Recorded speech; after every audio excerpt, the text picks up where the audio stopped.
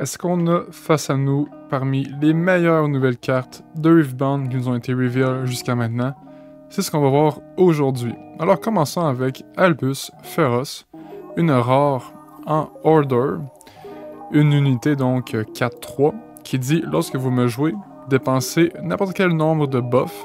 Pour chaque buff dépensé, channel une rune inclinée. Donc comme l'effet de Volibear, channel une rune exhaustée, donc ça nous fait ramp un petit peu. Avec lui, sachant que lui-même ne coûte pas de rune, en fait de power à jouer, moi je trouve que c'est une bonne unité à sortir même à 4 et à avoir seulement un buff à dépenser. Si on en a deux, au minimum 2, je pense que c'est excellent. Après, de plus en plus, ça devient très fort, mais c'est pas nécessairement des couleurs qu'on va dépenser beaucoup de power non plus.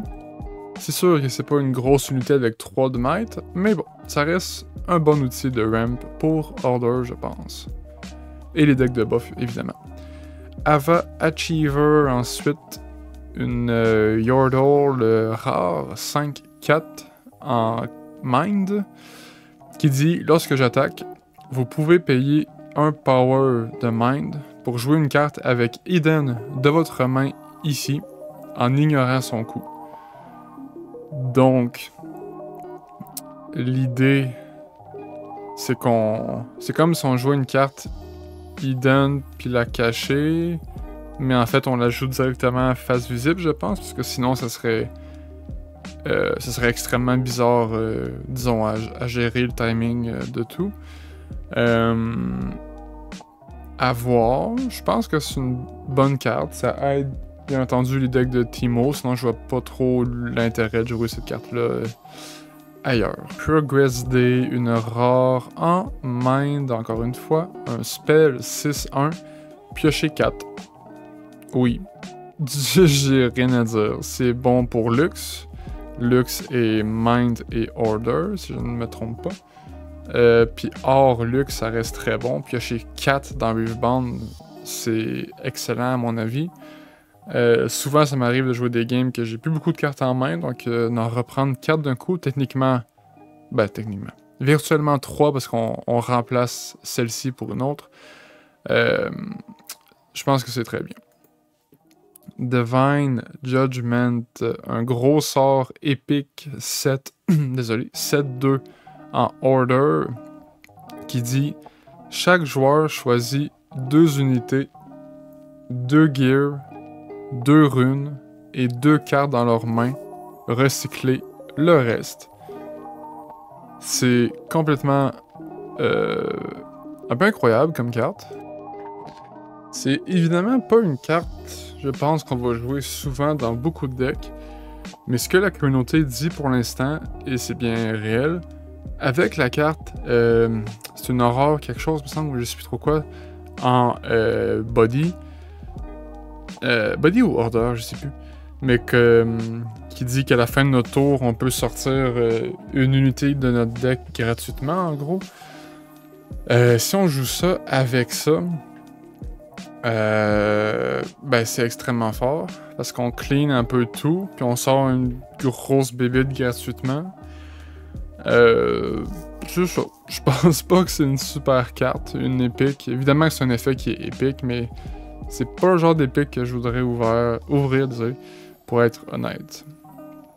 Fight or Flight, j'aime beaucoup le dessin de celle-ci. Une commune en Chaos pour 2. Un sort qui a Eden, c'est un sort de vitesse action. Déplacer une unité d'un battlefield à sa base. Donc c'est un petit peu comme Yasuo, mais pas exactement parce qu'on peut pas faire base à battlefield. Là, c'est Battlefield à base. Excellent outil de défense. Évidemment, c'est une action, fait qu'on peut pas réagir avec en tant que défenseur. Mais si on attaque, ça peut être chiant pour l'adversaire. Donc, encore là, un effet de mouvement, je pense que c'est très fort dans le jeu. En Chaos, donc ça va aider Yasuo. Ça va aider les unités qui veulent se déplacer plusieurs fois dans un même tour. Non, très bien comme carte. Kraken Hunter. Une 3-2-5 en body. une rare qui a Accelerate, donc on peut payer un Power Body de plus pour la faire entrer en jeu prêt. Redressée. Elle a Assaut, donc plus 1 de might en attaquant. Et lorsqu'on la joue, on peut dépenser autant de buffs que l'on veut comme coût additionnel. Et ça réduit son coût de runes de Power Body pour chaque buff dépensé. Donc, je pense, parce que je verrai pas pourquoi ça ne serait pas cette logique, mais les buffs qu'on dépense, c'est seulement pour réduire son coût à elle de 3-2. Le coût Accelerate ne peut sûrement pas être réduit par ça, sinon ça serait bizarre, parce que My Cost, c'est pas Accelerate. Donc je pense que c'est une excellente carte. Elle risque de souvent sortir à 3 d'énergie pour 5 de might. Donc dans ce cas-là, pourquoi pas payer 4 plus 1 pour la faire entrer redressée, donc avec Accelerate. J'ai hâte de voir, mais c'est une de mes cartes préférées, je pense, pour les decks de buff jusqu'à maintenant. On passe à Dr. Mundo. Une autre unité en Mind 8-2-6 qui dit que sa might est augmentée par le nombre de cartes dans notre trash. Déjà, ça pour son coup, ça paraît incroyablement puissant. Mais au début de notre phase de beginning, on recycle 3 cartes de notre trash.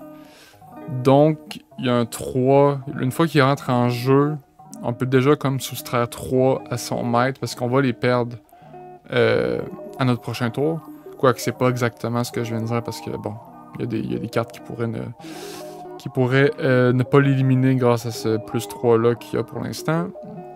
Mais bref, je divague. Grosse unité pour Mind, à voir si c'est si fort que ça, mais j'aime beaucoup l'idée, le design.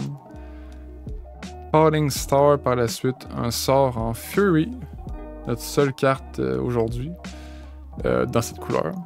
Un sort rare, 2-2 en coup, et on fait ceci 2 fois, 3 dégâts à une unité, mais on peut choisir des unités différentes, bien entendu.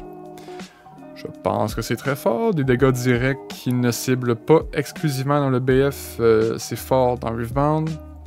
Du moins jusqu'à maintenant on a vu que c'était fort. Alors pourquoi est-ce que ça ne serait pas fort? Je le sais pas. Et on termine aujourd'hui avec The Dreaming Tree, un nouveau Battlefield qui dit la première fois que vous choisissez une unité alliée ici avec un sort à chaque tour, piochez une carte.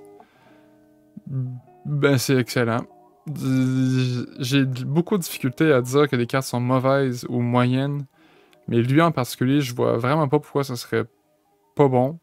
Oui, ça aide les adversaires, mais si tu joues contre quelqu'un que son deck a pas nécessairement beaucoup de sorts, mettons, qui ciblent les cartes alliées, les unités alliées, le bonus du BF est comme juste pour toi à peu près, donc c'est automatiquement du bénéf, du positif.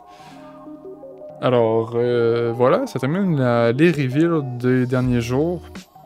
J'espère que vous avez apprécié et que vous aussi, vous pensez que c'est des excellentes cartes qu'on a présentées aujourd'hui.